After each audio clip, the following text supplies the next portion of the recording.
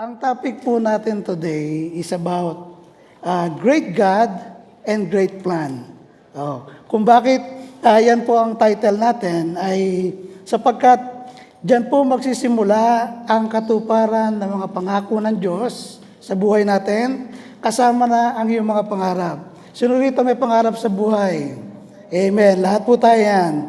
Pero kailangan nating simulan ito sa Diyos, sapagkat siya ang nakakaalam na makabubuti para po sa atin. Amen. So, marami talaga nakakaroon siya ng fear. Ako ba'y maglilingkod sa Diyos?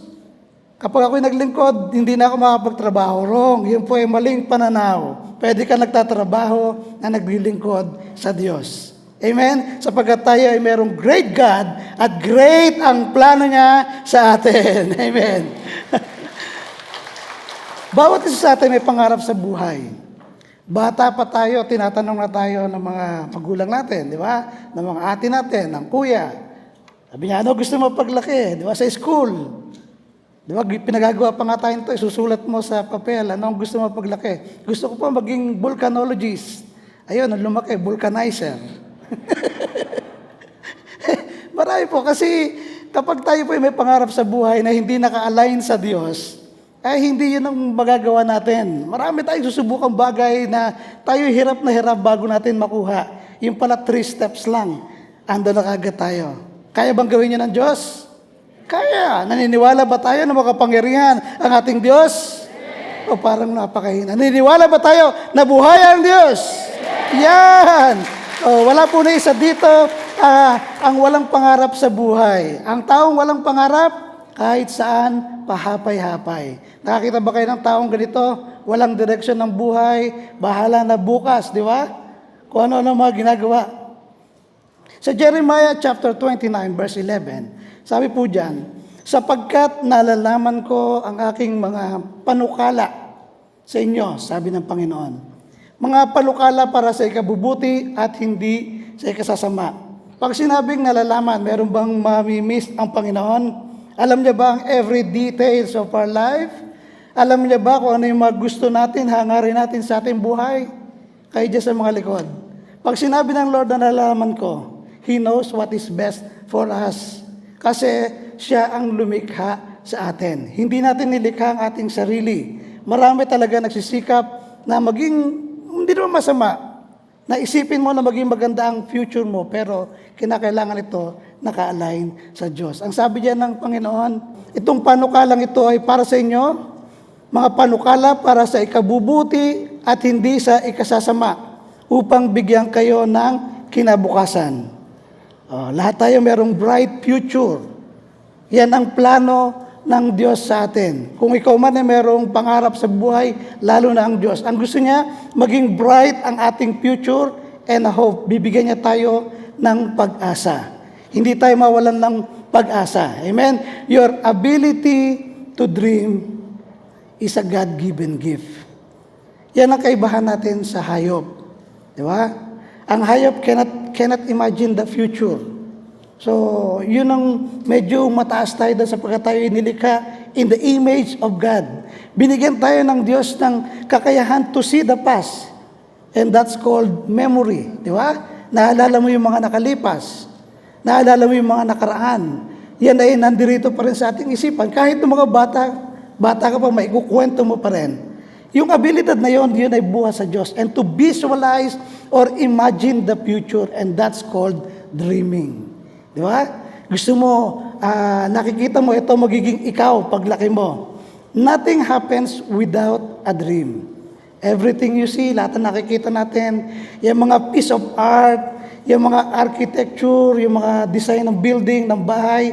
Noon, ang mga bahay noon, may silong lang, di ba? Hanggang sa meron nagkaroon ng idea, maganda siguro ganito, korte ng bahay, nauso yung 4 aguas. So lahat ng mga bahay noon, 4 agas. Di ba? Nauso yung bahay na iisa lamang ang agusan. O hanggang ngayon, di ba? Nauso yung puro bato na lamang ang bahay. Nauso yung merong salamin. Bakit nila naisip yon? Bakit nangyari? Bakit maraming mga businesses? Di ba? Sapagkat merong nag-isip niyan una. Nangyari yan sapagkat merong nag-isip ng mga yan. Everything begins in a dream. Meron kang pangarap. Gusto mo maging yon ang mangyari sa buhay mo. Di ba? Example, yung tubig. Alam niyo ba yung tubig? Yung Evian na tubig. Sila yung una-una nakaisip na pwedeng ibenta ang tubig. O nung panahon ng 1980s, 70s, tatawanan ka pag sinabi mo magbebenta ka ng tubig. Di ba? Sapagkat doon ang mga tao nung panahon ko po, umiinom kami sa tap water. No, ako elementary, meron kaming drinking fountain na maraming gripo, pabilog. Doon kami nagiinuman matapos kami kumain ng Nutriban. Sino rito nakaabot ng Nutriban? Yan ang mga batang matatalino. Pahig ba kayo daw, matatalino? Yan ang mga batang madiskarte, yung mga nakakain ng Nutriban. Yan po may kasama pang cream, powder na gatas. Natatandaan niyo? Sinasabi ko lang yung mga kapanahunan ko. Yung Evian water, sabi nila, ibebenta natin to. Maraming bibili ng tubig ito. Yung pala, in the future, kasi nabi-visualize nila makikita nila na makakontaminate na ang tubig, hindi na magiging maayos, masisira na mga tiyan ng tao. Kaya ngayon, ang tubig. Tingnan niyo po, nung nauso ang tubig dito, di ba, nagsulputan yung mga tindahan ng tubig. Nakita nila, nagtagumpay isa, ginaya ng ginaya. Yun na nagsimula sa kanilang naiisip nila. So lahat na nakikita natin dyan, yan ay in-imagine. Yan ay binalak nilang gawin. Ang church natin, ito po, ay patuloy na nag-encourage sa bawat isa po sa atin to discover God's dream, God's purpose in their lives. Tinutulungan natin sila to fulfill their dreams. Yun ang trabaho ng church. I-remind tayo, i-direct tayo sa plano ng Diyos sa ating buhay. Kasama na doon yung mga pangarap mo sa buhay. Sino rito gustong ma-fulfill ang God purpose sa kanyang buhay? Kakaunti lang? Wala tayo. See?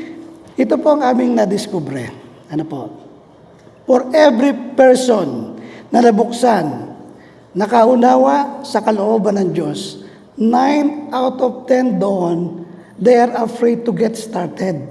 Natatakot silang humakbang. Di ba? Napupunan niyo po ba yun? Sa 10 na nakaunawa, yung 9 doon, takot humakbang.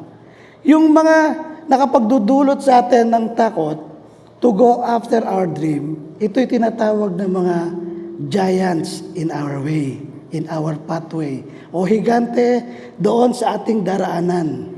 Alam ko sa inyo, marami nang napagtagumpay ang higante sa buhay nila. Di ba? Mga problems. Kapag tayo natatakot, nagkakaroon tayo ng doubt sa kayang gawin ng Diyos. Kapag kayo natatakot, natatabunan ang strength na meron ka na galing sa Diyos. Totoo, hindi? Kapag natatakot ka, hindi ka nakapag-iisip ng tama. Kapag natatakot ka, nababalisa ka, natotraumatize, napaparalyze ka, hindi ka makagawa ng kung anong dapat mong gawin sapagkat naunahan ka ng takot. Amen. Mga higante yan sa buhay natin. Mga problema yan. Yung kagaya ng financial problem. Totoo naman talaga na napakahirap kapag dumarating na yung bill every month, every end of the month. Babayad ka sa kuryente, sa tubig, di ba? Sa wifi ninyo, sa PLDT. Bayad doon sa mga pinagkakautangan. Ay talaga naman pag wala kang pambayad, ikaw ay matataranta. Maunahan ka ng takot. Pero hindi naman totoo talaga yun eh. Nalampasan mo nga yung maraming bagay na yon. Sino rito ang sabi nalampasan niya yon? O nakaranas siya na magipit, pero ngayon, ang totoo, hindi naman talaga tayo nagigipit. Sino rito nakakasakay pa sa tricycle? Taas na kamay. Yan, dami. Diba? May pamasahe ka pa. Sino rito nakakapagmerienda pa? Ang dami. Lalaki ng tiyan, di ba? Nakakapagmerienda pa. Hindi ka talaga nagkulay. Natatakot ka na kasi nakikita mo yung malaki. Di ba? Pero meron mas malaki doon, yung ating Diyos. Amen. There is a great God. Sino rito nakakapag-text pa? Nagte-text ka, piso isang text, di ba? Ibig sabihin, hindi ka talaga wala, hindi ka talaga kulang. Amen. Kung papaano mo lang tignan itong higanteng ito, sa kalakihan ng ating Diyos, Yon ang nagpapahirap sa atin. Nauunahan ka lang ng takot. Amen. Nililimitahan ng mga ito, how great is our God and how good His plan for us. Yung emotional problems, yung mahihina ang loob, takot kumakbang, takot kumilos, takot mag-decide, yung mga mararamdamin, mahina nakita, matampuhin, ituwid lamang, i-correct lamang, nagtatampo na. Amen. Yung mga nabigo sa pag-ibig, di ba? Akala nila wala na nagmamahal sa akin. Sabi nga sa akin nung may hawak ng camera dito kanina Sabi niya, Pastor, dito po kayo. Ayoko dyan. Sabi, bakit? Saan mo gusto? Sa tabi mo. Kasi nakaranas na akong iwan. Natawa lang siya. Pero hindi talaga di ba? Iwanan ka man niya, ang Diyos, mahal naman niya tayo, may pag-ibig pa rin. Di ba? Kaya yung emotion natin, dapat hindi tayo napapatangay dyan Kailangan natin tinuturo sa church, nire-remind tayo about adaptability quotient. Di ba? Kailangan kung ano yung kalagayan ng panahon, kung ano yung estado, ekonomiya, kailangan mong marunong kang mag-adapt. Kailangan ng mga anak ng Diyos, skillful, matatalino, madiskarte. Amen. Yung relational problem. Yan niyo po, maraming relasyon talaga namang hindi magkasundo. Pero habang nananatili ang Diyos sa gitna, parang triangle yun habang nanatili sa gitna ang Panginoon, hindi yan masisira. Amen. Bakit? Kapag hindi magkaintindihan, balik sa salita ng Diyos. Ano ba ang sinasabi ng salita ng Diyos? Alam niyo po, ako po, bunga po ako ng isang broken family. Patapon ng buhay noon, hindi ko alam. Pero when God restore, He restores twice as much. Nung restore niya yung family namin, naging maayos kami lahat magkakapatid. Ang nanay ko, pinatawad namin, tatay ko, ganun din. Nagkapatawaran, there is healing, deliverance. Alam niyo po, after that, nag-flow na po yung blessing ng Panginoon. Yung guidance niya, yung leading niya sa aming pamilya, lahat kami na saved. Amen. Nagmahalan, nag-ibigan, nagpatawaran sa mga kahinaan. At ganyan din ang gagawin sa atin ng Diyos. Sa sino mang nakakaranas dito na para bagang siya'y iniwanan na, tinakpan na, malaki pa rin ang pag-ibig ng Diyos sa atin. Amen? Health problems. Yan. Isa yan sa mga higante ng buhay natin. Pag meron kang problema sa health, nagpe-pray ka sa Lord, pagalingin ka. How about, nagpe-pray ka, Lord, heal him. Hindi na-healed, namatay. Salamat pa rin sa Diyos, sapagkat answered prayer pa rin. Di ba? Kasi sa langit, wala nang dusa, wala nang sakit, wala nang pagdurusa, wala nang hirap. Di ba? Ang mahalaga, namatay ka, meron kang Kristo sa puso. Ang mahalaga, namatay ka, pupunta ka sa langit. Amen? Okay, so mamatay ka. Depende lang sa ating pananaw kung paano nyo lang titignan. Ang buhay rito sa lupa, pansamantala lamang tayo. We have to enjoy. Amen. We have to enjoy life. Maiksi lang ang buhay. Huwag ubusin. Huwag tapusin sa kung ano lamang. Pag-aaway, di pagkakaintindihan, sa takot, sa kabalisahan. Huwag natin ubusin doon. We have to enjoy. Why? Because God is in control. Amen. Why? Because the battle is the Lord. Ngayon, kinakanta nga ni Sister Mia kanina, so I lift up my hands again to believe because I remember that you are God. Di ba na sinusupply, that you are God who will supply forever, that you are good forever. Yan ang Diyos. Alam niyo po, kung papayagan natin ang mga ito na maka-apekto sa iyo, ito ang pipigil para hindi mo makamit ang magandang plano ng Diyos o mga bagay na nilaan ng Diyos para sa iyo. The greater is the hindrance, the greater is the God's plan. Mas marami kang difficulties sa buhay na kinakaharap, mas maganda ang plano ng Diyos sa iyo, kapatid. Tatandaan lang natin lagi yan. Mas mahal ka kasi nakatuon sa iyo ang Diyos. Ang pananaw ng Diyos lagi sa iyo. Amen. Sabi niya nga doon sa tupa na nawawala, di ba? Kapag meron kang 10 tupa, nawawala ang isa, anong gagawin niya? Iiwanan yung siyam na ligtas. Iiwanan yung siyam na nasa mabuting kalagayan, hahanapin niya yung isa na nawawala. Ganon din tayo mga kapatid. Kapag tayo ay maraming hindrance sa buhay, maraming nagpapahirap sa atin, ang mata ng Diyos lagi nakatanaw sa atin. Hahanapin niya tayo. Di ba? Hinanap ako ng pag-ibig mo. Alam niyo, napakabuti pala ng Panginoon talagang. Anong ginagawa natin kapag nakakaharap natin yung mga giants na ito sa ating buhay? Alam niyo po ako, nung bago po akong mananampalataya sa church, di ba sabi ko sa inyo, dati po akong drug addict, payat na payat. Tapos, nakakilala ko sa Panginoon, nilihens ako ni Pastor Jesse, Ice Lane. Simula noon, nagbago na ang aking buhay. Kinabukasan, ayoko na uminom, ayoko na manigarilyo, ayoko na lahat, gusto ko na mag-stay sa church. Nag-aaral po ako sa fisheries. Noong pong time ng aming pagsakay sa barko, pinapili, meron church, ang challenge ng church. Sabi niya, sino rito gusto na mag-mission sa mga nasa bundok? Taas ang kamay ko. Sino rito gusto mag-share sa mga NPA? Taas ang kamay ko. Sabi niya, okay, mamili ka. Sabi niya, mag-mission ka ngayon. So, namimili ako kung ako ay merong on-the-job training o ako ay mag-mission. So, pinili ko ang Panginoon na hindi ko naman alam kung ano yung aking pupuntahang lugar. Hindi ko alam kung ano mangyayari sa akin doon. Hindi ko alam kung sino kasama ko. Wala akong kasama. Kasama ko naiwanan. By the way, yun po ay sa Balabac, Palawan. Kailangan kong sumakay ng bangka ng 4 na oras. Pupunta kami sa open sea na hindi mo alam kung lulubog. Siguro nakaranas ako doon ng 4 na beses ng mabalian ng katig. O nakaranas din ako ng tahimik na biyahe. No, kasama ko na si Pastor Jesse. Ang tubig ay ganyan na lamang papasok na sa loob ng bangka. Sakay namin yung maraming mga simento, tsaka yung pambako dati doon sa church. So, ganun yung aming lalakbay. Nagkaroon ako ng takot noong una, pero habang nandoon ako, Lord, ikaw ang kasama ko. Alam niyo yung favor at pag-iingat palagi sa akin ng Panginoon. Nangyari po yun. So, tinayo yung church doon. Kumuha lang ako ng 2 litibo na makakatulong. Wala naman akong idea paano magtayo. Sabi ko, Lord, ibigyan mo ako ng wisdom paano. So, tinatayo ko yung church.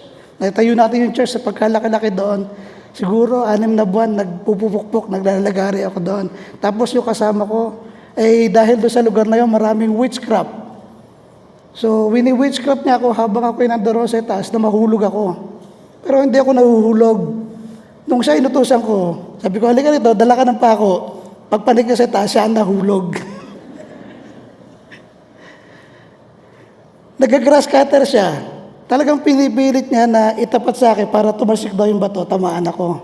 Kasi, ewan ko ba't gano'n ang galit sa akin ng demonyo noon. Pero makapangyarihan ng Diyos. Alam niyo nangyari, habang nag-grass cutter siya tinama sa nguso. Patuloy ganito. Patotoo niya na po yun, hindi ako nagsasabi. So, nung nagpapatotoo siya, sabi niya, wini-witchcraft niya ako na mahulog, pero hindi ako nahuhulog. Bakit? Kasama ko ang Diyos. Pinag-ingatan ako ng Diyos. So, yung takot niya, yung takot sa akin, sige lang, pinagpatuloy ko. So, nag-stay ako doon. And then, nung umuwi ako rito, sa Cavite, ano po, yung pong aking misis ngayon, si Celine. Kilala niyo ba si Celine? Yan. Siya po yung leader ng kabataan noon. So, nagkaintindihan kami, nag-asawa ko.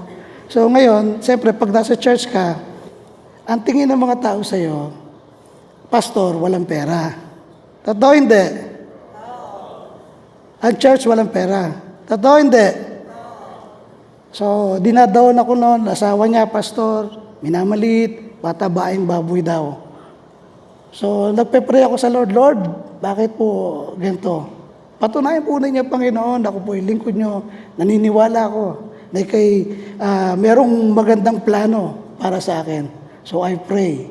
Alam nyo, nung nag-apply ako ng trabaho, okay, ito na, apply ako ng trabaho, inilihim ko to kay Pastor Jesse. Yung mga kasama ko, nag-apply kami sabay-sabay. Pare-pares na kaming merong ticket Nakailang beses na akong patimbang nung maleta ko. Natinitimbang ko, baka sumobra. Lalakad na kami. Kaya si Pastor, nung nalaman niya ako ialis, sila ay nagmi-mission noon sa Mindoro. Siya ay napilitang agad umuwi para ipag-pray ako. Sabi niya, bakit di mo sinabi sa akin na ikaw pala ay mag-a-abroad? Ano? Di pinag-pray niya ako. Alam niyo po ba pagdating sa airport, ako po ay na-offload.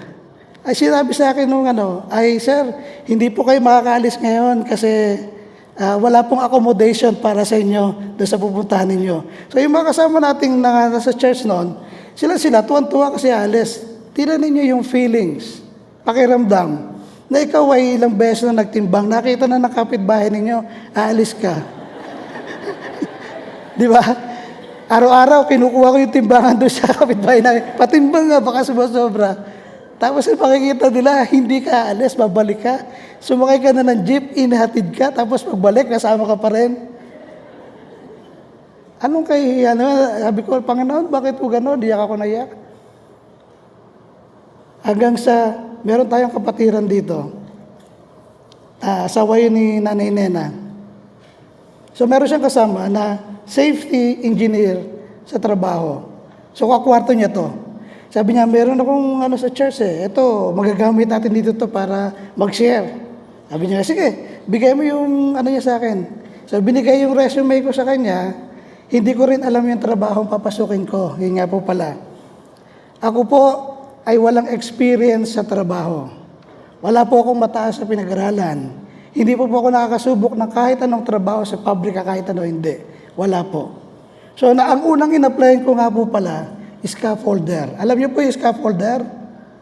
Yung nagtatayo ng andam nyo. Ang sweldo ko noon, 150, 250 pesos, $250 kapag merong overtime. So, yun lang ang sweldo ko. So, that time, mababa pa yung palit ng dollar. Nasa 9,000 or 10,000 lamang monthly. Payag na ako. Ako, Lord, basta lang hindi sabihin ng mga tao sa paligid ko na ang pastor, walang pera, na ang pastor, patabain baboy lang, pakain lamang. Hindi. So, ito nangyari, di ba? Hindi nga po ako natuloy. Yung kasama ni asawa na ni Nena, Father Tureng. So, yung safety engineer na yon ginamit. So, after 2 weeks, 3 months ako na-delay dito. So, after 2 weeks, nakaalis kagad ako. Solo flight ako. Ngayon, ito na naman ang takot. Nakaharap ko na naman ang takot. Lilipad ako, first time kong sasakay ng eroplanong malaki pupunta sa ibang bansa. Hindi ko alam. Ang unang destinasyon ko, Dubai. Pagdating sa Dubai, tanong ako ng tanong doon sa mga gwardyang nandoon, yung TSA. Alam niyo yung TSA sa airport? Sabi ko, sir, ano ba ito? Sabi niya, ano ba ito? 18 hours ka pa rito mag-stay. Bukas pa yung flight mo. Hindi ko po kasi alam. Sabi niya, sige, doon lang ako, nakaupo lang ako doon. May baong biskuit, kain lang na kain. Tiniis ko, 18 hours. Pagdating doon, pupunta ngayon ako doon sa Switzerland. Di ba? Yung aeroplano sinakay ako, Swiss. Pupuntang Switzerland. Pagdating ko naman doon, mag-i-stay pa ulit ako ng another 6 hours. Yung parang lugar na yon, hindi ko alam na napakalamig ng that time. So nandoon ako, wala akong dalang jacket sa airport, napakalamig. Nakaupo lang ako doon, maghihintay ako ng 6 hours. Alam niyo po, dumugo ilong ko. Tapos yung dugo, natuyo sa ilong ko. Tinetext ko nga dito sa church. Sabi ko, pag-pray ninyo ako, hindi ko alam na andito po ako kayo sa Switzerland. Ngayon, ito ngayon. Pagbiyahe ko papuntang Africa, from Switzerland, papunta ko ng Africa, pagbaba ko doon, parang ang binabaan ko yung vulcanizing area lang. Sabi ko, Lord, ano ba ito? Sabi ko gano'n. Ano ba ito? Napunta ako, lalaki ng airport na pinagalingan ko. Pagkatapos, yung aeroplanong Swiss, pagbaba doon sa Africa, kakaiba. Sabi ko gano'n, sino kaya susundo sa akin? Hindi ko alam. Kung ano mangyayari sa akin doon, that time, sabi ko, naku, katapusan na siguro ng buhay ko. Katakot-takot, di mo malaman kung ikay mapapaihe, kung ano isipin mo, tatawagin mo na lahat. Imagine niyo po, imagine niyo, kayo po yon. Lumagay kayo sa sapatos ko. So may sumundo sa akin. Dinala ko doon sa site. Pagdating doon, Sabi sa akin ng manager ko, "Oh, you will work at night shift." Sabi niya gano'n, "You go to hotel." Sabi ko, "Ba, hotel ah?" So, dinala ko sa hotel. Sabi niya, "Meron kang Pilipino makakasama doon." Sabi niya, "Siya ang makakasama mo sa night shift." So, pagdating sa hotel, nag-pray ako, "Panginoon." Sabi niya, "Sana po magkaroon po ako ng favor sa taong ito." Lumabas ako ng beranda, lumabas din siya. Ang sabi sa akin ng Panginoon, "Magtapat ka." Sabi ko, "Sir, pwede po ba kayo makausap?" Sabi niya, "Sige, hindi ka, pasok kasi dito sa kwarto." So, lumiban ako, pumasok ko sa kanya. Sabi ko, "Kasi po, ako po talagang walang alam. First time lang po ako." "Ha?" Sabi niya gano'n. "Ako, wag mo nang sasabihin niya sa iba. Kasi ikaw mapapauwi ka." Sabi niya, "Ako na bahalang sa report natin. Basta tuturuan kita kung ano yung sasabihin ko, yun lang gagawin mo." Sabi ko, "Lord, salamat po sa favor." Di ba? Nagpadala siya ng tao mga kasama ko. Sinabi pa sa akin, "Wag mong sasabihin sa iba na wala kang alam." Sabi niya, "Ako ang magre-report sa atin kada umaga." So, yun, favor. Pagdating doon sa manager ko, yung manager kong si Robert McDonald's, ang pangalan niya, Robert McDonald's. Sabi niya, alam niya na ako walang alam. Pinagtapat ko rin sa kanya, "Sir, this is my first time. I have a family in Philippines and I have to sustain their lives." Sabi niya, I know Philippines, I know Filipino. Filipino are good workers." Sabi niya gano'n. "I see something in you." Sabi niya, "You know how to print?" Sabi ko, "Sir, I do not know." "You know how to Xerox this?" "I do not know how to use this." Sabi niya gano'n. Di nagkakamot siya. Sabi niya, "Ano ba pagawa sa'yo?" Sabi niya, sabi niya gano'n. "Sigurado naman ito, marunong ka lang, magpapahit ka lang ng folder. Yung ipiprint ka, bubutasan mo, lalagay mo dyan." Isasalit sa doon. Ako, "Yes, sir, I know." So, lagi niya ako kasama sa sasakyan niya. Nakikita ko ng mga tao, "Ba, sino yung kasama ng manager na yan?" Di ba? Nakikita ko ng mga kasama kong safety officer din. Pabigatin, di ba? Tapos pag pinakikilala niya ako, "This is the junior of my junior safety officer." Sabi niya gano'n. So, ano na naman yon? Pagkilos na naman ng Panginoon. Favor ng Lord. Lahat yun, sa kapurihan ng Panginoon. So, isang araw, nakakita ko ng opportunity na pwedeng gamitin yung recreation area. Merong bass guitar doon, merong drums. Nandun yung mga kasama natin sa church. Yes, si Brother Sardo, walang dirito.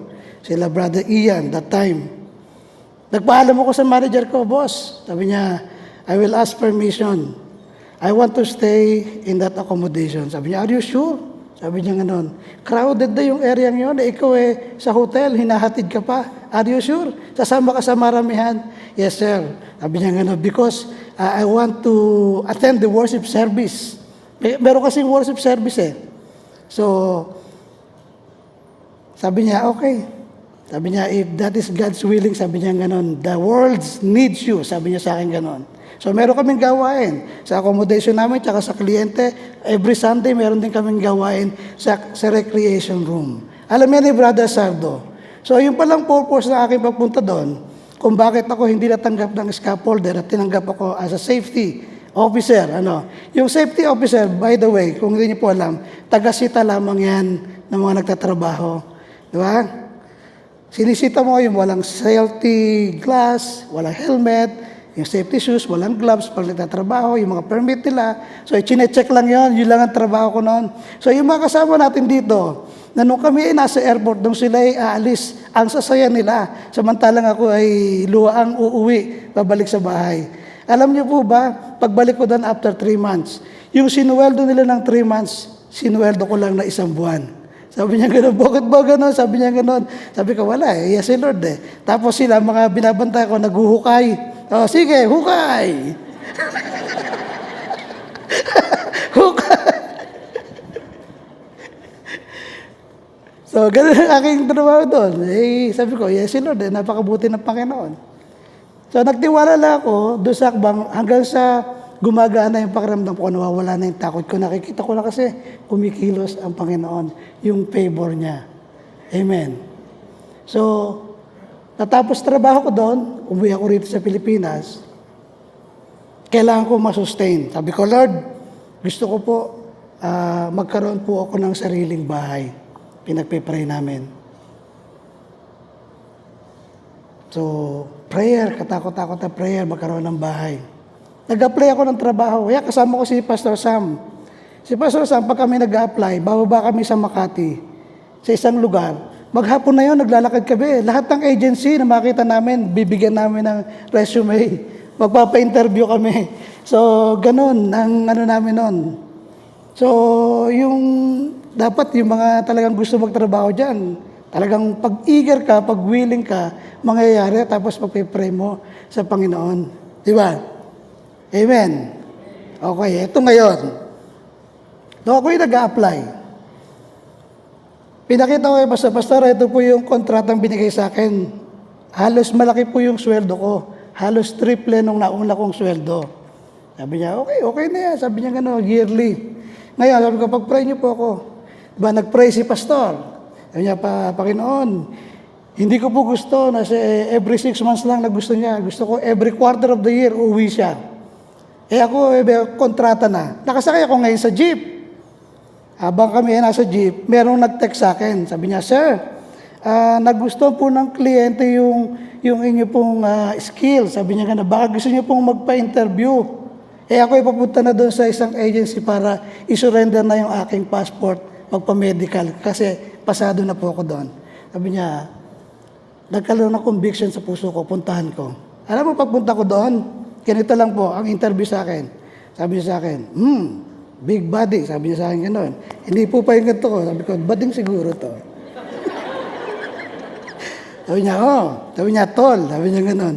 You are hired. Sabi niya sa akin gano'n. Sabi ko, wala naman sinasabi. Tapos, yung kontrata binigay sa akin, pagtingin ko, every 4 months uuwi ako. Sabi ko, Panginoon, napakabuti po ninyo. Pray lang namin ni Pastor, answered prayer ka agad. Sino ang the best? Ang Panginoon, di ba? Napakabuti ng Panginoon. May posible ba sa Kanya? If you believe, mangyayari. So ngayon, eto po, nakarating ako doon sa lugar ng Libya. So nakatrabaho po ako doon. Tapos nakakita ako ng mga umuwi every 2 months. Every 1 month. Sabi ko, ba pwede pala yung ganon? Sabi ko, bakit hindi po pwede sa amin? Sabi nung isa sa kasama ko doon, para sa mga expat lang yon. Pag sinabi kasing expat, mga puti, Canadian, British, mga gano'n. Sabi ko, ito na pinagkaiba. Sabi ko, pares naman natin alam lang yung trabaho, di ba? So, pag uwi ko dito, galing sa Libya, nag-pray uli kami ni Pastor.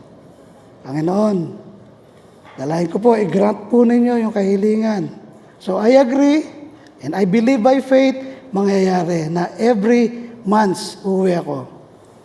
So, alam niyo po nung nasa Libya ako, yung aking boss na masungit, meron siyang assistant na laban lagi sa akin. Ewan ko, parang nagdiling matching, galit na galit. Ang gusto niyang ilalagay doon sa mga posisyon, mga kalahi niya. So, dinala niya ako sa isang lugar na walang internet, walang connection, kahit yung tawag sa opisina, wala. So, nilagay niya ako doon nag-travel kami ng 12 hours sa Sahara Desert. Imagine niyo, Sahara Desert. Nag-travel ka ng 12 hours, marating lamang yung paglalagay niya sa aking location. So, wala akong communication kahit saan. So, habang nandoon ako, nagpe-pray ako sa Panginoon. Panginoon, ano po ba itong aking amo na ito na ganito? Ano po ba itong binibigay mo sa akin pagsubok na to? Alam niyo, pagbalik ko, galing dun sa, pinatawag niya ako papunta opisina, may na-receive akong text message ulit, email. Yung aking dating kasama na Jordanian, na supervisor, siya ay na-hired sa Kuwait. Dahil ako ay bata niya, mga Pilipino, ang gusto niyang makasama sa trabaho, ako ang unang-una niyang in-email. Sabi niya, gusto bang magtrabaho dito? Yes, sir, sabi niya gano'n. So, bigay mo sa akin ng nag-apply. Tapos, alam niyo naman sa abroad kasi, ang trabaho ko sa abroad, every month, kahit yung bakasyon, may bayad. Pero yung bayad sa bakasyon, makukuha mo yun pagbalik mo na. Diba? So ngayon, yung aking boss na naglilihing matching, sabi ko, sige po, babalik po ako, babalik. Hindi niya alam, ako ay pinapirate na sa Kuwait. Nung na-receive ko yung sweldo ko, ito yung days na alis ako. Sabi ko, parating na po ako dyan. Di ngayon meron susundo sa akin sa airport. Hindi mo talaga ako umalis. Sabi niya, bakit wala ka dito? Namuti na sa mata yung driver natin doon. Sir, na-quarantine ako eh. Dahil gano'n. Kasi ganito. Hinarang ako sa airport dahil ko palusot. Hanggang sa dumating yung sweldo. Pagdating yung sweldo, dumaretso ako ng Kuwait. Yan ang kabuti ang Panginoon. Pagdating sa Kuwait, yun po aking panalangin sa Panginoon na every month, ginarant ng Panginoon. Amen. Yung prayer namin for the third time ni Pastor Jesse. Pastor, pag-pray niyo po, na every month uwi po ako. So pagpunta ko doon, maraming struggles, maraming beses akong na-offload sa aeroplano. May ticket ako pagdating sa immigration, offloaded. Kasi yung aking visa is doon lang galing. Gusto niya may stamp dito sa Pilipinas. So naghintay hanggang sa si Nanay Mel, ginamit din ng Panginoon. Meron siyang estudyante na nag-aaral, nagtatrabaho sa airport that time. Sabi niya gano'n, dahil ako'y merong ticket, meron naman akong visa, sabi niya sa akin, diyan ka lang. Pag sumenyas ako, bilisan mo na, lumakad ka na. Kasi nandoon daw si Kalbo. Yung sinasabi niya si Kalbo, yung kanyang supervisor, na bago ka pumunta sa gate, ito yung mga nakakalam sa airport, bago ka pumunta sa boarding gate, meron bang isang security officer na chinecheck yung inyong mga tickets, kung doon ka nga ba sa gate na yon, di ba? Nandun yung supervisor nila. Sabi niya, pagka nakaalis yun, hintay mo yung tawag ko. So, nandun lang ako. Kunyari, namimili ako sa loob ng na airport, sa duty free. Tapos, nakita ko yung senyas niya. Dali-dali akong pumunta. Dali-dali, kasama ko yung mga kasama ko. Nakalusot kami. Nakasakay na kami ngayon na aeroplano. Yun. Nung nakapunta na ako sa Kuwait, na-stamp na yung visa ko sa passport ko, eto na. Salamat sa mga ginagamit ng Diyos. Kung wala si Nanay Mel, wala siyang estudyante na nag-aaral, nagtatrabaho sa airport, wala. Ang lahat ng yon plano ng Diyos. We have a great God and He has a great plan for us. Yung plano ng Diyos, kasama doon yung mga pangarap natin.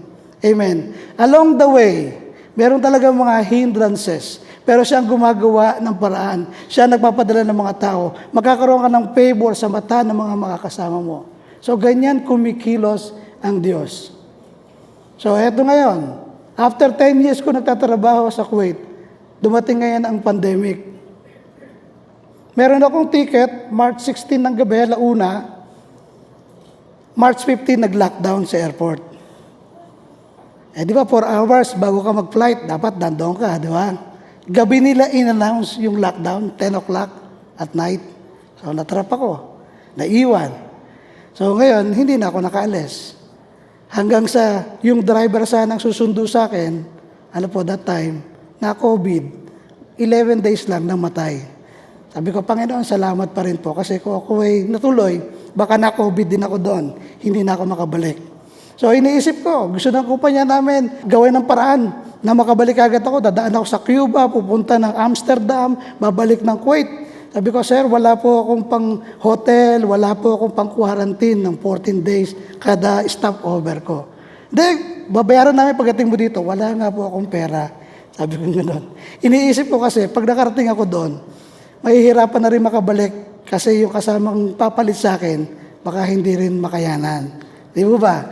May stuck ako doon. Ilang taon ng COVID? 2 years. Siguro 2 years ako doon. Sanay ka na ng pumpun na uwi, tapos 2 years ka doon. So, ito maganda. Nag-file ako ng resignation, irrevocable resignation sa aking kumpanya. Are you sure? Yes, sir. Ilang beses ako tinatawagan, lagi ako tinatawagan. Hanggang ngayon, tinatawagan pa rin ako. Gusto akong bumalik. Ayoko na po. Alam niyo, nung nag-for good ako, merong bagong career na ibinigay sa akin ng Panginoon. Meron pala siyang planong iba. Amen. Napapasok po ako sa realty. Yung realty, ito yung mga developer, nagbibenta ng lupa, bumibili ng lupa. Natap ko yung talagang namimili. Isa sa bilyonaryo sa Pilipinas. So, isa tayo sa pinagkatiwala niya. Wala naman akong alam tungkol dyan.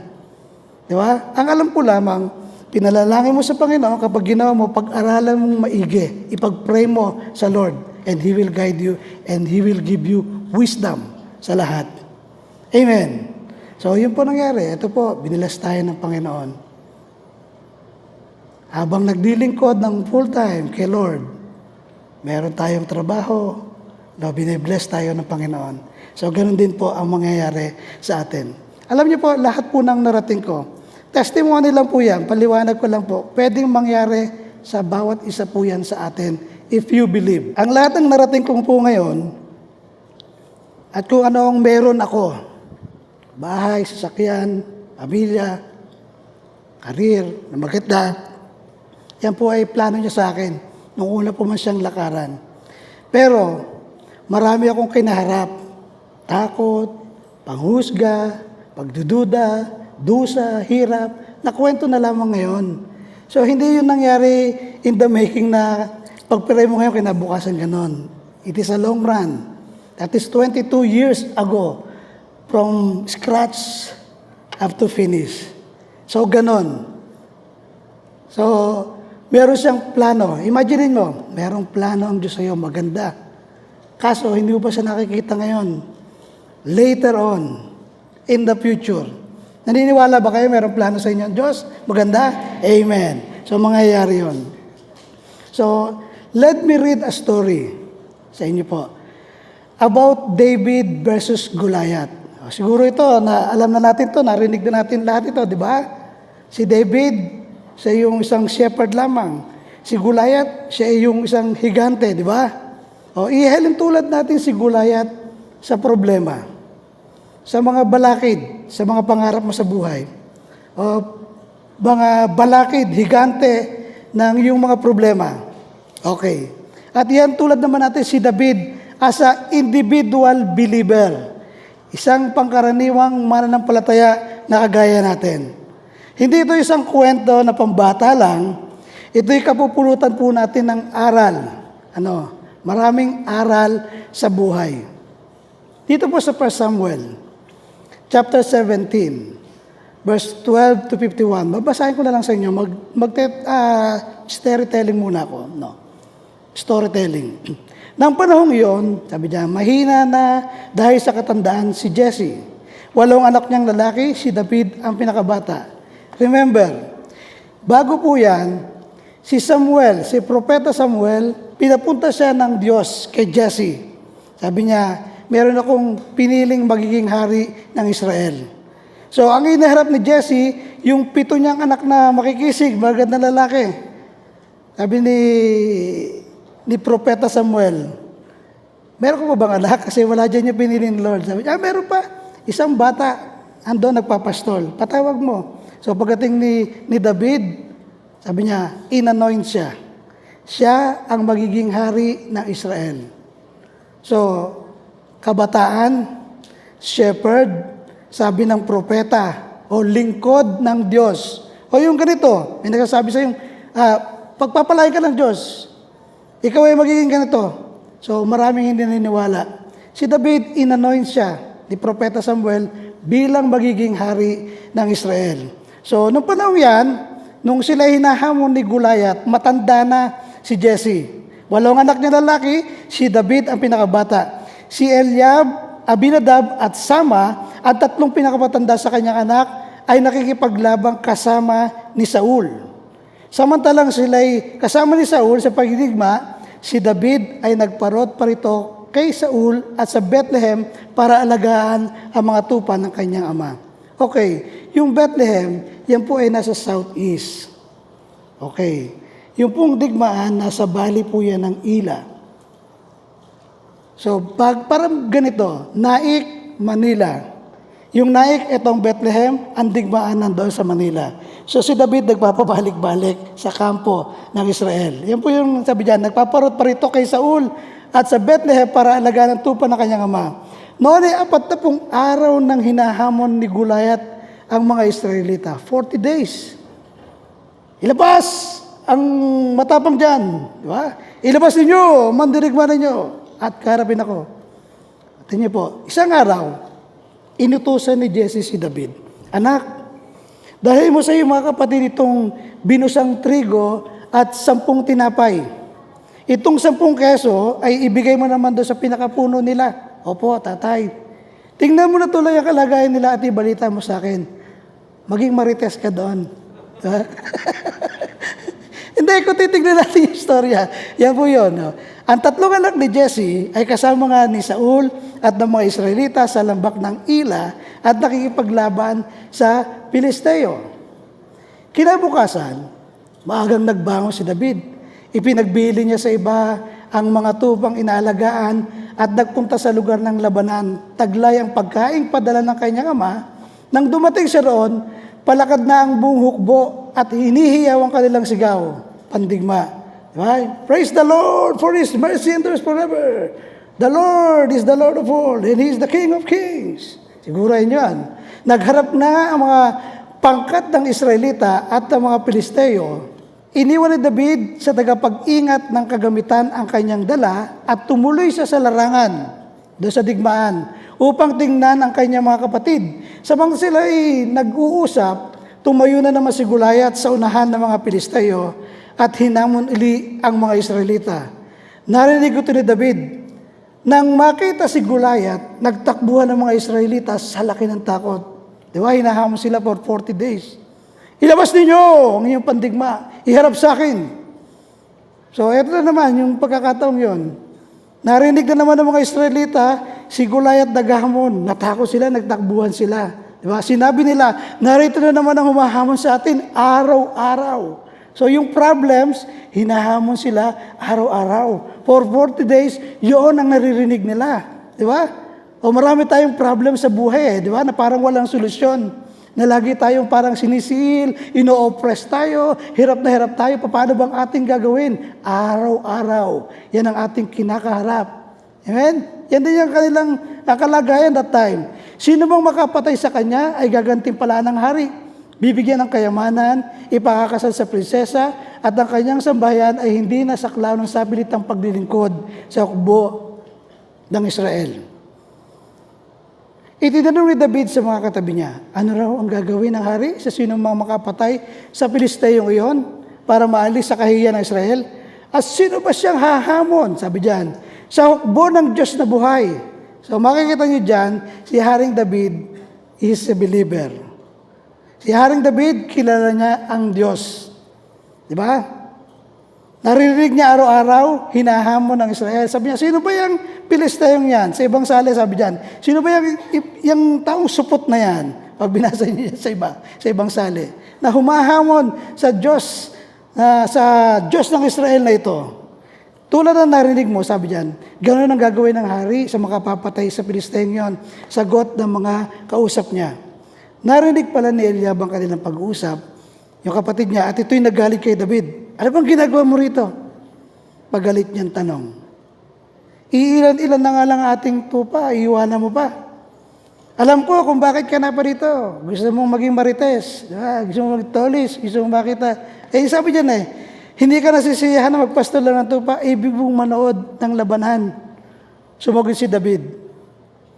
Sabi niya, bakit? Ano bang ginawa ko? Nagtatanong lang naman ako Tinalikuran niya si Eliab at nagtanong sa iba. Ngunit ganon din ang sagot sa kanya. Nakikita niyo po rito, Mimya, papaliwanag ko po yan, kung bakit si David paulit-ulit sa tanong niya. Nakikita po natin yan. Nakarating kay Saul ang sinabi ni David at ipinatawag niya ito. Yon. Dahil kasasabi niya, sino ba yung Pilisteyong yan na humahamon sa kubo ng Israel na Diyos na buhay? Nakarating yon kay Saul, pinatawag niya si David. Pagdating kay Saul, sinabi ni David, di po tayo dapat masiraan ng loob dahil lang sa Pilisteyong yan. Ako ang lalaban sa kanya. Sinabi ni Saul, hindi mo kayang Pilisteyong yun, may gatas ka pa sa labi. Diba? Samantalang siya isang kilabot na mandirigma. See, kalimitan sa atin dito, i-underestimate po ng iba. Di ba? Ang tao kasi likas siya na judgmental sa appearance, sa tangkad, sa height, sa pogi o pangit man yan, huhusgahan. Di ba? Pero pagkasama mo ang Diyos, mangyayari ang lahat, kayang-kaya natin. Ngunit sabi niya sa verse 34, mapilit si David. Sinabi niya, ako po ang nag-aalaga ng kawan ng aking ama. Kapag ang isa sa mga tupang inaalagaan ko ay tinatangay ng ikon o oso, tinutugis ko at inaagaw ang tupa. Kapag hinarap ako, ang oso, hinahawakan ko sa panga at pinapatay. See, imagine mo kung gano'ng kalakas ang batang ito na sinasabi. Di ba? Inaagaw niya yung oso doon sa tupa, hinahawakan niya sa panga, tapos pinapatay niya. Imagine mo, hawakan mo sa panga ang leon. Bubukay mo. Marami na po ako napatay na leon at oso. Mapapatay ko rin ang Pilisteo yan, pagkat ang hinahamak niya ay ang hukbo ng Diyos na buhay. Dinugtong pa ni David, ang Diyos na nagligtas sa akin sa kuko ng mga leon at ng mga oso, ay siya rin magliligtas sa akin sa Pilisteyong yun. Kaya sinabi ni Saul, kung gayon, labanan mo siya at patnubayan ka nawa ni Yahweh. Sa kapipilit kasi share ni Haring David, na ang Diyos ang pumatnubay sa kanya, ang Diyos ang nag-ingat sa kanya, siya ang pumatay, tinulungan siya nung mga pinapatay niya mga oso, layon.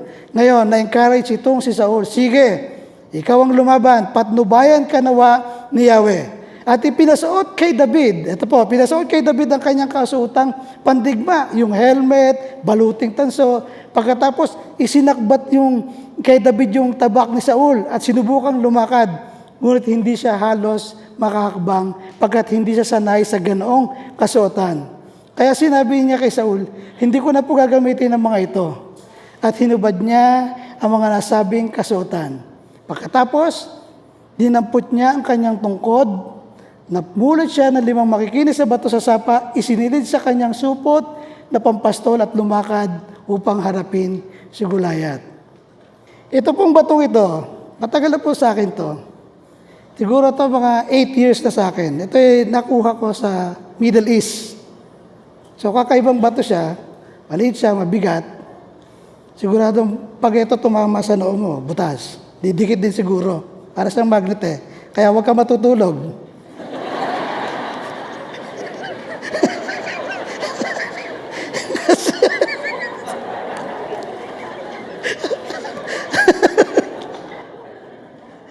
Kasi baka ganito rin yung klaseng ginamit ni David. Hindi ko alam, mapapakinabangan ko pala siya ngayon. No? Kinuha ko siya eh. Hinahamak-hawakan ko lang siya. Kaya be careful ha. Don't sleep. So kung gusto nyo makita, bigay ko po sa inyo. So, yun nga. Sabi niya, pagkatapos, dinampot niya yung kanyang tungkod, kumuha siya ng bato, lumakad upang harapin si Goliath. Si Goliath naman, lumalakad ding papalapit kay David sa hulihan ng tagadala ng kanyang mga sandata. Alam niyo po ba, kilala niyo po ba si Andre the Giant? Di ba yung wrestler na malaki, na hindi inabot siguro ng mga ibang bata? Kwento ko na lang. Siya ay Canadian na wrestler na malaki, Andre the Giant. Malaki din yung kanyang ulo, malaki Alam niyo po ba mga problema ng mga higante, matatangkad? Meron silang mga tumor sa utak na humaharang doon sa kanilang paningin. So habang lumalaki ang ulo, habang tumatangkad, ganyan, nagiging blurred ang paningin. Dito makikita nyo, si Goliath naman ay lumalakad ding papalapit kay David sa hulihan ng tagadala ng kanyang sandata. Sila ay nasa bali, pareha silang nasa bundok, magkabila. So habang siya naghahamon, mga ubayan, diba? Inaalalayan ng mga kasi pag natalisod dyan, matadaos siya tuloy-tuloy. So gano'n na sinasabi ng mga historian dito kay Goliath. Kung ano yung laki niya, gano'n din kalaki yung problema niya. O ganyan din ang ating problema. Kung gaano ka kalaki, mas malaki ang Diyos natin dyan. Amen. O nang makita niyang si David ay musmos, bata pa, sabi niya, hinamak niya ito. At pakot siyang tinanong, ano akala mo? Sabi niya gano'n. Aso bang lalabanan mo at tungkod lang ang dala mo? Yan sa ibang sali, sticks, sabi niya, mga tungkod. Sa ibang salin, sabi niya, bakit sinabi niya mga tungkod isang tungkod lang ang dala? Ibig sabihin, double vision. Si Goliath sa malayo, nagbe-blur, nagdadalawa paningin niya. Kaya ang hamon niya, hand-to-hand combat, harapan. Di ba? Naghamon siya, lapasin niyo, matapang diyan. Labanan ako. O, pakot siyang tinanong, ano akala mo? Aso ba ang lalabanan mo at tungkod lang dala mo? Sabi niya. At si David ay sinumpa ni Goliath sa ngalan ng kanyang Diyos. Sinabi pa niya, halika nga rito nang mapakain kita sa mga ibon at mga hayop. So gusto niya, inaakala ni Goliath ang labanan ay face to face, harapan, pero matalino si David. So mag-usap si David, ang dala mo'y tabak, sibat, balaraw, ngunit lalabanan kita sa ngalan ni Yahweh, ang makapangyarihang Diyos ng Israel na yung hinahanap. Di ba? Tayo rin. Yung mga problema natin. Problema sa pangalan ni Jesus na makapangyarihan sa lahat. Lalabanan kita, lumayas ka. Lalayas yan. Di ba? Kasi yung sinabi ni Haring David Di ba? Ibibigay ka niya sa akin ngayon. Pupugutin ko ang ulo mo at ipapakain kita sa mga ibon, sa mga hayop, pati ang iyong mga kasamahan. Sa gayon, malalaman ng daigdig na ang Diyos ng Israel ay buhay. Amen. Kapag isang mananampalataya, nangyayari ang kalooban ng Diyos sa kanya, makikita ng lahat, malalaman ng lahat na ang Diyos na sinasamba rito ay buhay at makapangyarihan. Amen. Sapagkat makikita sa kanyang mga anak. There is difference. Amen. Makikita natin nung hindi pa tayo nananampalataya sa Lord at ngayong nananampalataya na tayo sa Kanya. There must be difference. Amen. Kung walang pagkakaiba, kung parehas lamang, parang sinungaling ang Lord sa mga promise niya. Amen. Di po ba? Tunay ang Diyos, totoo po ang ating Diyos. At makikita ng lahat na narito na makapagliligtas si Yahweh kahit walang tabak at sibat. Siya'y makapangyarihan at ipalulupig niya kayo sa amin. Nagpatuloy na paglapis si Goliath, patakbo siyang sinalubong ni David habang dumudukot ng bato sa kanyang supot. Tinirador niya si Goliath at tinamaan ito sa noo, bumaon ang bato at si Goliath ay padabang bumagsak. Natalo ni David si Goliath sa pamamagitan ng tirador. Napatay niya ito bagamat wala isang tabak. Patakbong lumapit si David, tumayo sa likod ni Goliath, binunot ang tabak nito at pinugutan ng ulo. Nang makita ng mga Pilisteo na patay na kanilang bayani, sila'y nagtakbuhan. Yan po, i-describe po sa inyo yung pong battlefield area nila. Yan. Doon sila nagkakampo. Nakita yung Soko, yun yung Philistine camp. Ang mga Israelita, dito po sila. Naglalaban sila doon sa Valley of Elah. Nakita niyo yung parang walang tanim. Yan, yung kapatagan na yan, ang tawag po dyan, Valley of Elah. So yung mga kapatagan yan, tuloy-tuloy hanggang doon sa Tel Aviv sa panahon natin ngayon. Yung Tel Aviv, yan ay malapit sa Mediterranean Sea. Okay, may dagat. So sinasabi ng mga Pilisteo yan ay from Crete, galing sila sa Creta. Sila ay mga mandaragat, maglalayag. So, nung sila nakarating dyan sa Tel Aviv, nanirahan sila dyan, pagkatapos ito ngayon ang balak nila, sakupin na ang Israel, hamunin nila. So, naglakbay sila, pumunta sila dyan sila nagkampo sa Evis Demim. Ang tawag po dyan sa lugar na yan. Ano po? Tapos, ang mga Israelita, nasa kabila naman silang bundok. So, si Goliath, lagi siyang nababa, naghahamon sa Israelita. Okay, sa kabilang bundok, walang naglalaban sa kanila kasi pag sumugod ang isa, kawawa sila kasi nasa itaas ang kalaban. Ganyan din na Israelita, hindi sila gumagalaw kasi ang kalaban nila sa taas. So, naghahamunan lamang sila doon sa Valley of Elah. Yung mga ancient armies nung panahon na yon, ito po, yung mga cavalry, yung mga kabayuhan, yan. Yung mga cavalry, bukod sa kabayo, meron yung mga chariot, diba, nakasama. Sila mga nakasuot ng full armor. Helmet, may shield, may breastplate, kasama yan. Tapos, merong mga artillery. Yan. Yung may mga bows and arrows. Diba, mga archers nila. At meron pang slinger na tinatawag. Yung slinger, yan po yung kanilang mga sniper that time. Mga shooter. Kasi noon, kapag ikaw ay naka-full armor of yung full armor, battle. Yung mga slinger ang ginagamit nila kasi yan mga siguradong bumato. Tatamaan sa loob ng muka. Bagsak lahat ng mga kaaway. So si David, isa sa biyasa na gumamit ng tirador o ng slingshot. Okay? Pagkatapos, Ang challenge sa kanila sa mga Israelita, iharap ang mandirigma laban sa pinakabihasang mandirigma nila. At sa loob ng 40 days, ito ang palagi nilang nadirinig, ito yung nagdulot sa kanila ng takot, at ito ang naging atmosphere doon sa kampo ng mga Israelita. Di ba? Pag pupunta ka doon sa kampo ng Israelita, takot yun nandoroon. Yun ang masesense mo sa lugar nito. Dito yung makikita natin sa hamon na ito, sa labanang ito, yung warrior versus shepherd na kumikilala sa Diyos. So, alam na ba natin kung ano nangyari sa labanan? Di ba? Tayo po, ito naman. Alam natin si David, nagtagumpay siya. Siya ay walang kakayahan kung titignan, siya ay bata lang. Pero pinatunayan ng kanyang pananalig sa Diyos, pinatunayan ng kanyang pananampalataya sa Diyos na kayang gawin ang imposibleng bagay sa tulong niya. Amen. So tayo, ito mga hindrances para ma-achieve natin yung ating goal, yung delay. There is always a waiting period.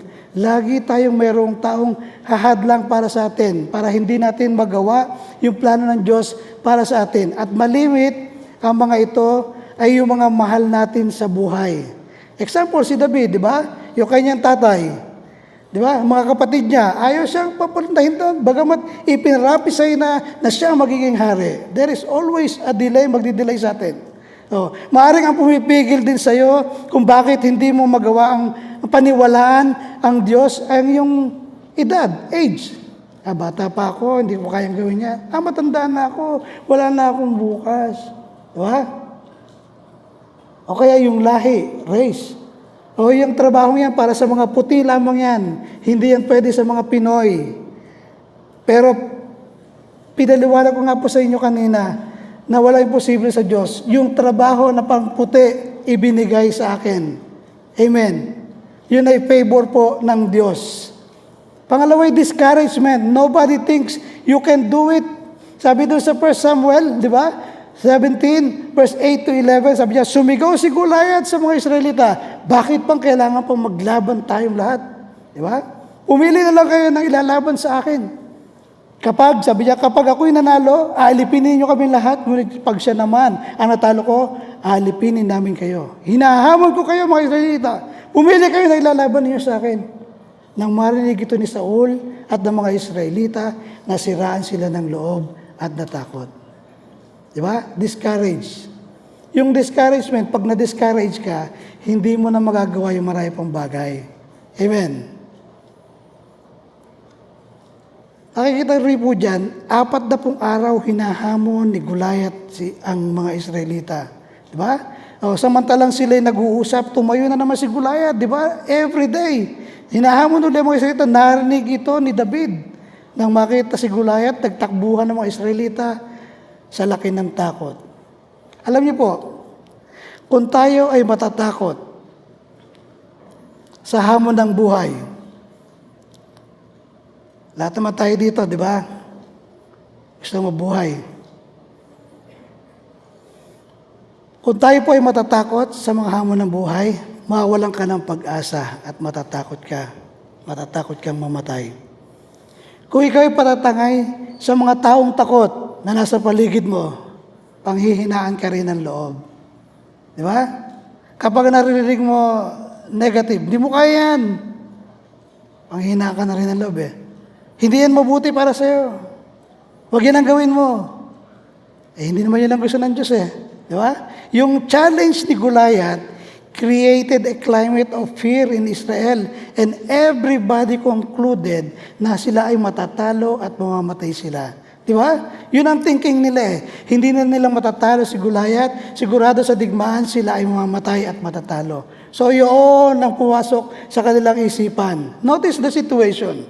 Lahat sila demoralized, balisa, nanginginig sa takot. Ano po? Traumatized, hopeless, walang pag-asa. And they do not know what to do. Hindi ba't ganyan din tayo kapag tayo ay naunahan ng takot? Hello. Kapag kayo naunahan ng takot, di ba tayo ay nagiging demoralized, nababalisa tayo, nanginginig tayo sa takot, traumatized, hopeless, wala tayong pag-asa, hindi natin alam kung ano yung ating gagawin. Alam niyo po, tinutulungan tayo ng church, ano po, na makapakinig tayo tungkol kung ano ang sinasabi ng Diyos. Dahil mali ang sinasabi ng mga profesional, ng mga marami. Hindi ibig sabihin na hindi mo makakaya, iyon na ang totoo. Hello? Di ba kalimitan sabihin sa'yo, hindi mo kaya yan, maghanap ka ng iba. Hindi ibig sabihin na hindi mo kaya, yun na ang totoo. Meron pa rin pag-asa. Bakit tayo may takot? Bakit tayo may pangamba? Bakit mayroong kabilisan? Because we are listening to the wrong voice. Di ba? Bakit ka natatakot ngayon? Bakit ka nangangamba na wala kang parang walang Diyos na kasama? Because we are listening in the wrong voice. Si David, kaya niya paulit-ulit na tinatanong yung mga Israelita, yung mga sundalo, anong sinabi ng hari? Sino ba itong Pilisteyong ito na hamon sa hukbo ng Diyos na buhay? Gusto niya na makapakinig ang mga Israelita ng iba naman, ang nadidinig nila for 40 days ay ang takot, ang hamon ni Goliath, ang hamon ng problema. Kung yon ang ating titignan palagi at di ka makakapakinig ng iba. Kaya yun ang trabaho ng church. Ine-encourage tayo na makinig sa salita ng Diyos na makapagpapalakas sa atin. Amen. Makapagpapanumbalik ng ating focus sa Diyos. Sapagkat pag ikaw'y takot, hindi mo na nakikita ang strength na binibigay sa iyo ng Diyos. Amen. So you have to start listening in the voice of God. Magtiwala ka ang Diyos makapangyarihan. Magtiwala ka ang Diyos buhay. Magtiwala ka kayang gawin ng Diyos ang mga imposibleng bagay. Lahat ng sinabi kong yon, puro malalaki yon. Kalimitan magkakaroon tayo ng doubt. Di ba? Pag sinabi mo, kayang gawin lahat ng Diyos. Minsan nagkakaroon tayo ng doubt. Amen.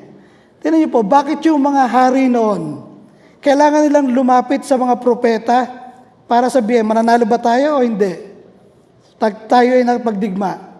Bakit sila lumalapit sa mga propeta? Because they know more than the ordinary people the will of God. Bakit tayo nagpapakounsel sa pastor? Because they know more than the ordinary people the will of God. Bakit tayo mati sa church? Because the church ay nagsasabi ng mga pangako ng Diyos. Ito mag-encourage sa atin. Amen. Kaya tayo pupunta rito. Amen. Kaya ka sumasamba. Gusto mo mapakinggan ang Diyos. Gusto mo maiba naman ang mga napapakinggan natin. Amen. Hello. Magpapalakas sa atin. Di ba? Hindi yung panay magaling tayo sa, ano ba yan? Paro-paro G. Ha? Kagagaling sa paro-paro G. Joke-joke only. Kaya, itong church, trabaho ng church, di ba? In-encourage tayo. Ito pa hindrance, yung doubt. Am I capable of this? Kaya ko bang gawin ito? Di ba? Doon sa verse 32 and 33, pagdating kay Saul, sinabi ni David, di po tayo dapat masiraan ng loob dahil sa Pilisteyong yun. Ako lalaban sa kanya. Sinabi ni Saul, hindi mo kaya ang Pilisteyong yun. May gatas ka pa sa labi, samantalang siya'y kilabot ng mandirigma.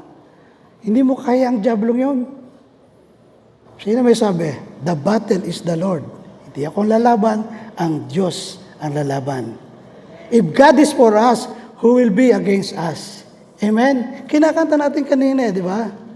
No foe can stand against us, ng mga anak niya. Amen. Kalimitan, namin misinterpret ng iba, yung confidence sa Diyos bilang kayabangan. Presumptuous, sasabihin sa'yo, presumptuous ka. Maraming tao magsasabi sa'yo, mayabang ka kapag may sinasabi kang parang too good to be true. Di ba na mangyayari? Yung aking nga po sinashare sa inyo, too good to be true po yun. Lahat po yun. Wala kang experience sa trabaho, wala kang alam, hindi ka lang pagtrabaho, pero mag-a-abroad ka. Anong gagawin mo? Too good to be true na ikaw mahal, na ikaw magkaroon ng favor. And because I believe in the Lord, He works. Amen. Oh, maraming tayo magsasabi sa'yo, mayabang ka kapag sinasabi mo na parang too good to be true yung mangyayari. Pero ang totoo lang, you are just a person of faith. Kapag sinasabi mo na with confidence, yung kayang gawin ng Diyos, you are just a person of faith. Yun ang faith mo eh. Yun ang paniniwala mo eh. Yun ang pananalig mo, gagawin yun ng Diyos. Amen. Itong church natin, hindi ba nung una pa, nung hindi pa ito nangyayari, hindi pa tayo nagkakaroon ng malaking church, na mayroong swimming pool, may basketball court, mayroong prayer house, at mayroong mga bus na susundo sa mga tao. Ano ang accusation sa atin? Ang yabang. But, because we believe, nagkaisa tayo doon, eto ngayon ang ating church. Amen. Nangyari. Yung dating sinasabi lamang na eto mangyayari, pagkakalooban tayo ng church, ng malaking church, merong swimming pool, merong basketball court, merong prayer house, merong pastoral house, merong mga bus na susundo sa mga tao. Nangyari ang lahat ng yon. Amen. Natatandaan ko nung nasa Bellamart, nag-i-start mag-isip si pastor ng mga susundo. May kinausap kami noon sa Tansa, gagawa ng baby bus, 500,000 ang hinihingi sa amin, gagawa siya ng bagong baby bus. With makina na yon, buo na. Dahil meron kaming faith, merong faith si pastor, merong faith ang church, pero wala pang gasinong finance, mapipinance that time. Pero we believe, nagkaisa ang lahat, we pray, and then lahat nag-contribute hanggang sa pinadadala na ng Diyos. Hanggang sa ikaw, pinaupo ka na dyan para makatulong ka rin sa gawain ng Diyos. Amen. Ito ngayon ang church natin. At marami pa tayong aabutin. Amen. Oh, natutulog ba kayo? Nakita nyo to.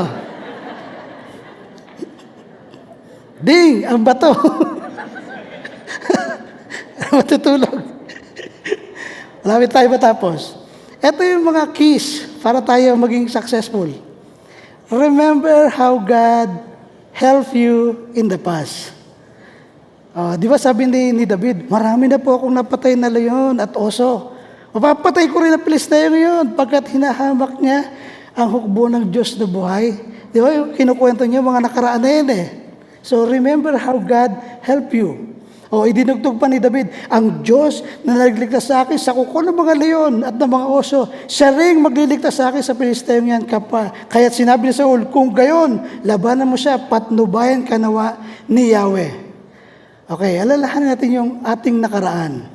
Yung inaakala mong parang wala nang kasagutan. Yung wala nang tulong na darating para sa'yo, wala nang naniniwala. Humihingi ka ng tulong pero parang ayaw na nila.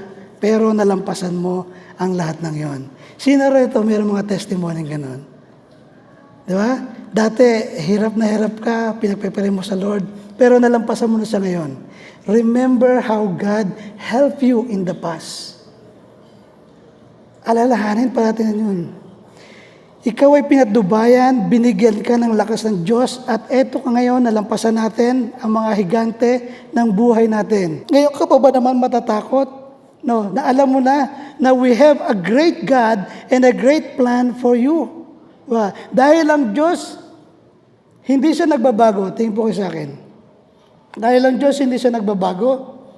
Hindi kanya lang minahal ang isang araw lang and the other day, no? Hindi. Kung tinulungan ka niya nung nakaraan, kahit sa maliit na bagay lamang, sigurado akong tutulungan ka niya sa malaking bagay para sa iyong hinaharap. Amen. Only believe. Isigaw natin. God is in control. The battle is the Lord. Di ba? Alalahanin natin na tayo nagtagumpay na noon. Tinulungan na tayo ng Diyos, kasama na natin siya. Amen po. Pangalawa, use what God has given you. Di ba? Doon sa kwento, pinasuot kay David ang kanyang kasuotang pandigma. Sabi din sa verse 38, yung helmet, yung baluting tanso, pagkatapos isinakbat kay David yung kanyang espada. Nung lalakad na siya, hindi niya kaya lumakad kasi mabigat. Sabi niya, hindi ko na ho kailangan to. Sabi niya kay Haring Saul, hindi ko na po gagamitin mga ito. Hinubad niya yung mga kasuotang yon. Alam niyo po, use what God has given you. Kailangan gamitin natin kung ano yung skills. Hello? yung talents, yung diskarte na ibinigay sa iyo ng Diyos. Alam mo yan kung saan ka malakas. Alam mo kung saan ka magaling. Alam mo yan, puntire mo yan. Kung yung pamamaraan ng iba ang yung gagamitin, ipapagamit sa iyo, hindi ka magtatagumpay doon. Kasi maaaring hindi yun angkop sa iyo. Amen. Maraming tao, they are just waiting for things to happen. Huwag mo antayin. Yung barko na lumapit sa iyo, languyin mo. Amen. Umunta ka doon sa barko. Huwag mong antayin yung mga opportunities ang dumating sa iyo. Hanapin mo siya. Alam mo kung anong meron ka, ibinigay na yan ng Diyos. Amen. Di ba sabi ko nga sa inyo, kami ni Pastor Sam, apat kami nag-apply kami. Pagbaba sa Makati, naglalakad kami buong maghapon hanggang sa top. Lahat na yata ng agency doon, binigyan namin ng resume. Sabi niya, panalangin ni Pastor Sam, Lord, nakakailang expired na po yung passport ko, di pa rin po ako na-arrest. Hindi pala yun ang plano sa kanya ng Lord. Magaling pala siya sa preaching, magaling pala siya sa, gagamitin pala siya ng Lord. O, di ba? O, siya ngayon ang head ng mga preachers. Di ba? Hindi natin alam kung ano yung plano ng Lord. Doon siya magaling, hindi yun gagamitin. Kung saan ka magaling, kung anong skills mo, gagamitin ka doon ng Diyos. Hindi mo pwedeng gamitin ang ginagamit ng iba. Ang Diyos, hindi siya lumilikha ng clone. Di ba? Hindi siya gagawa ng katulad ng iba. Lagi siyang kakaiba. Amen. Kailangan mo lang ng wisdom. Maraming tao, sabi niya, maaring i-convince ka nila, ganito ang gawin mo para magtagumpay ka, pero hindi ikaw yon. Kung yung iba, tingnan niyo po, sa barangay, dahil yun ang usong kurso, ito napupunta ko yun ang kukunin niya. Pagdating na kalagitnaan, magbabago. Hindi pala yun ang gusto niya. Ang Diyos, hindi siya lumikha na magkakatulad. Gagamitin ka niya just the way you are. Kailangan mo lang ng wisdom. Alam niyo po doon sa trabaho, wala po akong alam. Ang pumasok sa akin na wisdom, tanungin ko sila. Kunyari, alam ko yung trabaho. Pagdating ko doon, may nagkatrabaho. You know what is this? Yeah, I know. Okay, tell me, what is that? Di sinabi niya sa akin, alam ko na yan. Ikot ako. Hello, what are you doing? Oh, I'm fixing this one. Okay, tell me, what is the hazard? I-explain niyo yung hazard. Alam ko na yan, balik ako ulit sa Pinas.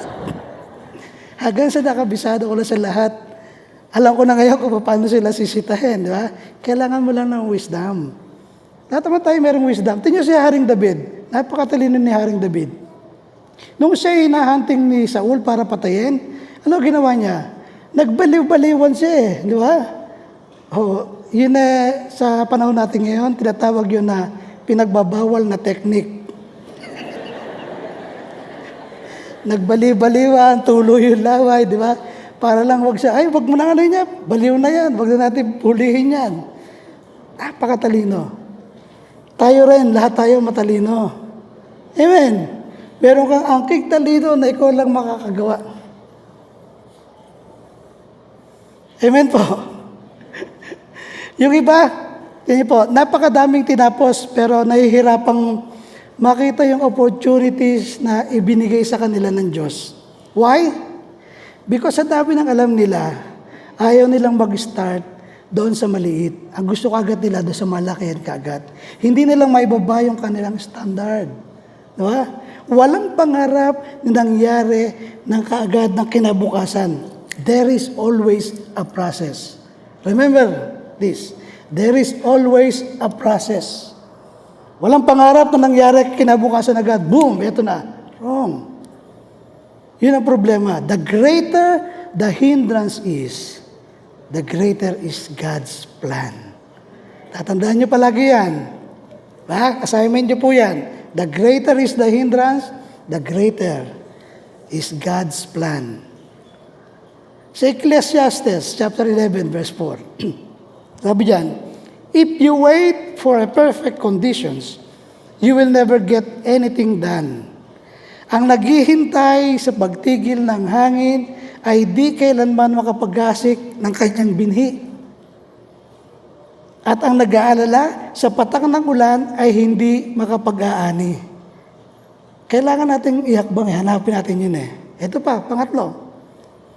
Believe that we are already victors. Tayo ay mananagumpay na. Sabi doon sa verse 45, pagkatapos ay sinabi ni David sa Pilisteo, lumalapit ka sa akin na may tabak, may maliit at malaking sibat, ngunit ako'y lumalapit sa iyo sa pangalan ng Panginoon ng mga hukbo, ang Diyos ng mga hukbo ng Israel na iyong hinahamon. Sa araw na ito, ibibigay ka ng Panginoon sa aking kamay, at ibubuwal kita at pupugutin ko ang ulo mo. Ibibigay ko ang mga bangkay ng hukbo ng mga Pilisteo, sa mga ibon sa ipapawid, at sa mga bangis na hayop sa lupa sa araw na ito, upang malaman, sabi diyan, upang malaman ng buong lupa na may Diyos sa Israel. Ipapakita ng Diyos ang kakaibahan ng mga nananampalataya sa hindi. Amen. You will see the difference kapag ikay nanalig sa Diyos. Ang biyaya ng Diyos nasa atin lahat. Amen. What do you expect that God will do in your life? Ano ba yung na-expect natin na gagawin sa atin ng Diyos? Kahit hindi ko kayo kilala, ito ang masasabi ko sa iyo.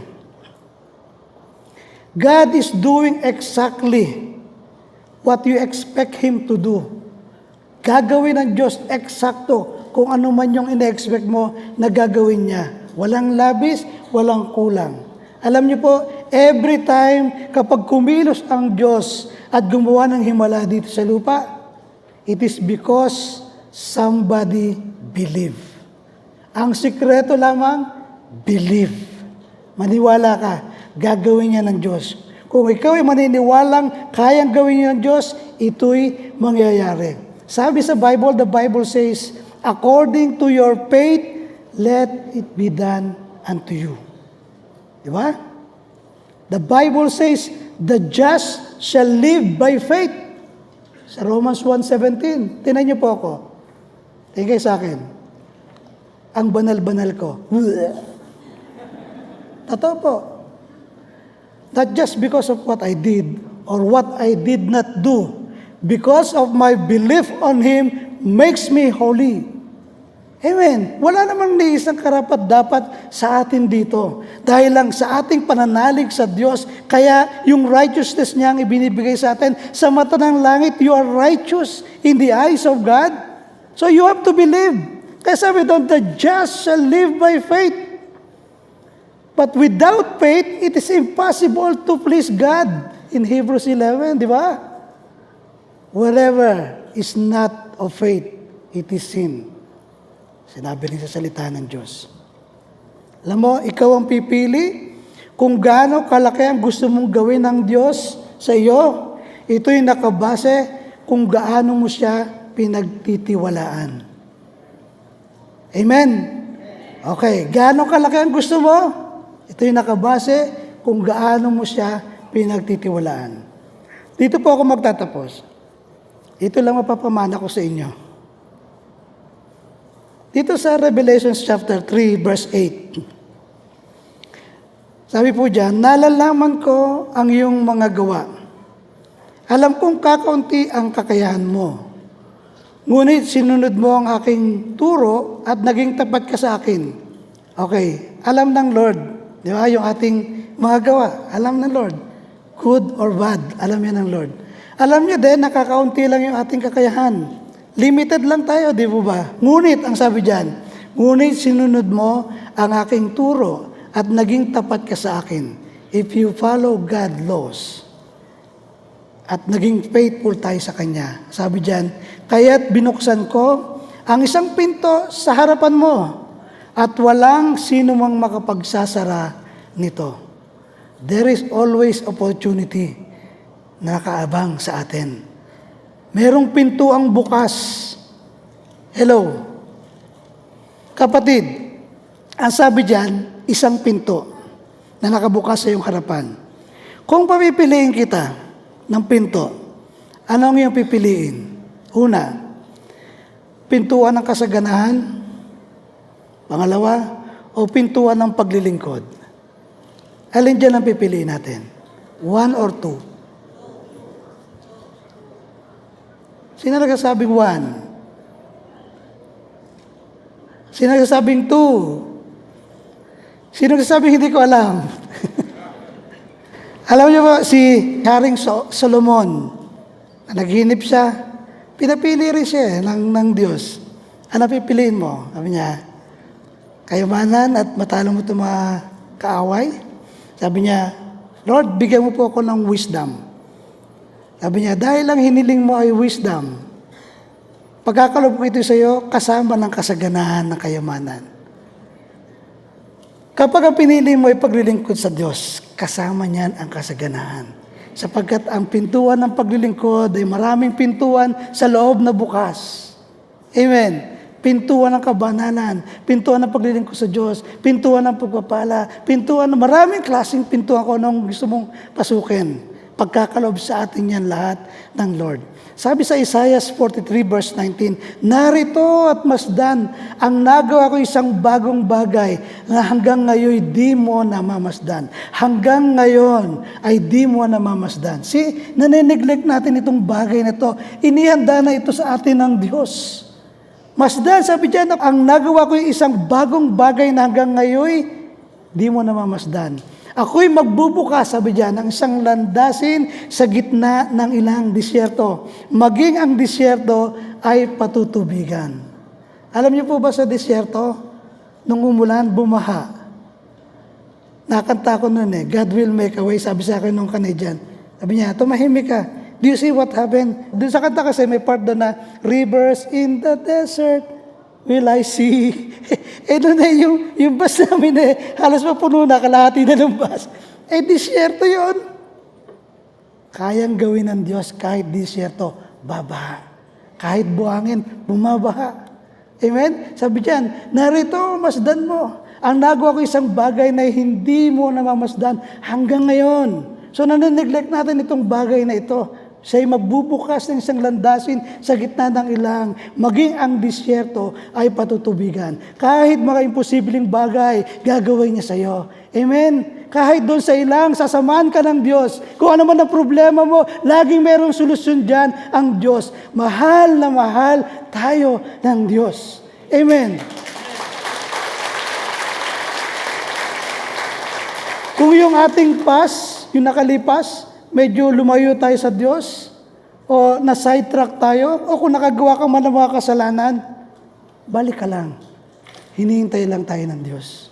You have to discover what God's plans is in your life. Amen.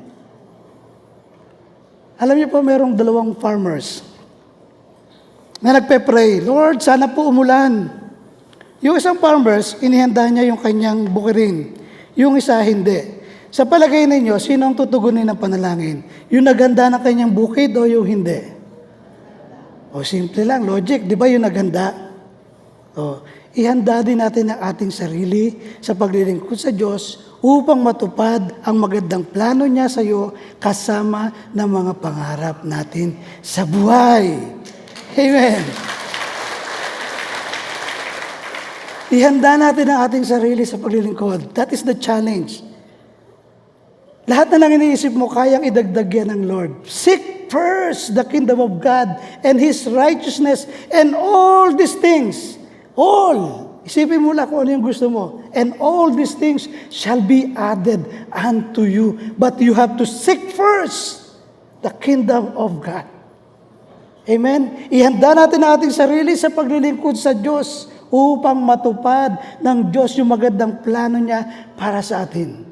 Huwag nating i-neglect yung bagay na inihanda niya. Kailangan mong tignan. You have to see what is that. You have to discover kung ano man yung inilaan ng Diyos para sa iyo. Sigurado akong maganda ang plano niya sa bawat isa sa atin. Amen. Oh, thank you, Lord. Tuloy natin ang Panginoon. Alam ko ano ka magiging bukas, i-decision mo ngayon. We are destined to be blessed. Kapatid, We are destined to be blessed. Kapatid, we are destined to be blessed. That is His promise. Manalangin po tayo sa Panginoon. Thank you, Lord. Father, salamat po, Panginoon. Dalangin ko po, Lord, ang bawat isa po sa amin. Lord, marami kaming kinakaharap ng mga giants ng aming buhay. Kilala niyo po ang bawat isa sa amin kung ano man ito, Panginoon, na nagpapahirap sa amin, gumagambala, Panginoon. Ito'y hindi namin pinahintulutan sa pangkapangyarihang pangalan ni Jesus. Satanas, lumayas ka sa buhay ng mga kapatiyong ito in Jesus' name. Lumayas ka sa bawat sambahayan sa pangalan ni Jesus in Jesus' name. Thank you, Lord. Father, I pray for deliverance, healing, mending of hearts, Panginoon. Mending of relationship, Panginoon, Lord. I-bless them, Father. Ano mang inagaw ng kaaway sa buhay nila, ibinabalik ko to. Sa pangalan ni Jesus, I declare it in Jesus' name. Thank you, Lord. Father, I pray for peace, Panginoon, sa mga walang kapayapaan sa mga oras po ito. I pray for joy, Panginoon, sa mga nalulungkot, nalulumbay, nahahapis sa buhay, Lord. I pray for strength, Panginoon, sa mga pinanghihinaan ng kalooban, pinanghihinaan ng pananampalataya. Even right now, Lord, touch us, Lord. Touch us. We believe that you are God Almighty. We believe, O Lord, God, kaya mong gawin ang lahat, Panginoon. Salamat po, O Lord, God, sa buhay ng iyong mga anak na nandirito, Lord. Bless them, Father. Sabihin ninyo ang panalangin ito, Panginoong Jesus, ako'y nagtitiwala sa iyo. Binubuksan kong muli ang aking puso para sa iyo. Tinatanggap kita ngayon bilang Diyos at Hari ng aking buhay. Turuan mo ako ng iyong pamamaraan nang lalo pa kitang makilala. Ito ang aking dalangin sa pangalan ni Jesus. Amen. Tanggapin po ninyo. And now may the Lord God bless you and keep you, and may His face shine to each and every one of you, and be gracious to you. I pray for peace, blessings, in the name of Jesus. Receive it by faith. Kung aking dalangin, lahat ay magsabi ng Amen. Amen.